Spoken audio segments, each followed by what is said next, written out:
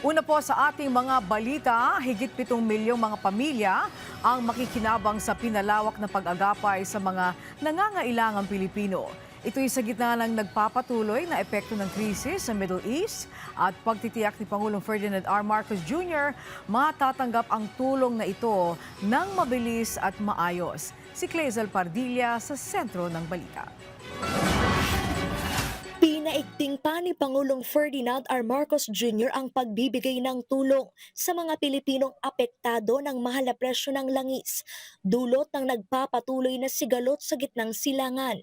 Ngayong araw, pinalawak ng Presidente ang Unified Package for Livelihood, Industry, Food and Transport o UPLIFT. Sa ilalim ng programang ito, mabibigyan ng agarang tulong ang 7,5 milyong kabahayan o 37,500 na milyong Pilipino sa buong bansa. Makakatanggap ng isang beses na karagdagang tulong na hanggang 2,000 piso ang 3,500 milyong benepisyaryo ng Pantawid Pamilyang Pilipino Program o 4Ps at yung Walang Gutom Program. Tutulungan na rin ang 2,2 milyong mahihirap at yung malapit ng maging mahirap na natukoy ng 2024 Community-Based Monitoring System. Mamamahagi naman ng 2,000 pisong ayuda mula Hulyo hanggang Disyembre o sa loob ng 6 na buwan para sa mga manggagawa at kanilang mga pamilya na may mababang kita na nasa listahan ng Social Security System. Sabi ni Pangulong Marcos,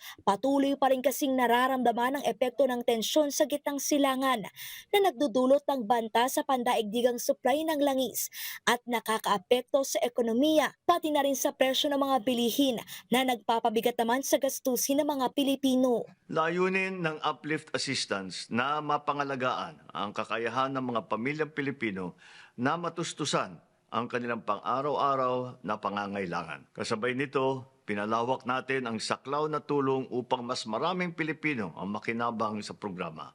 Ayon kay Pangulong Marcos, gagawing digital ang distribusyon ng ayuda para mas maging mabilis, maayos at maginhawa ang pagbibigay ng tulong.